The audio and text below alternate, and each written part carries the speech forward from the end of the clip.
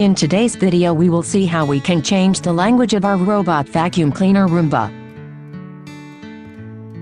For this, having the robot turned off, we have to press the start button until it turns on and tell us the language in which it is currently. Español.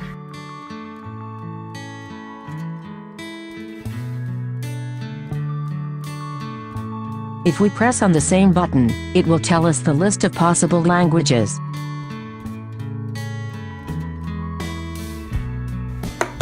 Italiano. Nederlands.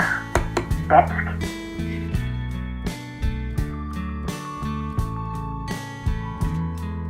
We just have to keep pressing until we get to our language. Svenska. Norsk. 中文 Polskie. Español. And press again until the robot goes off.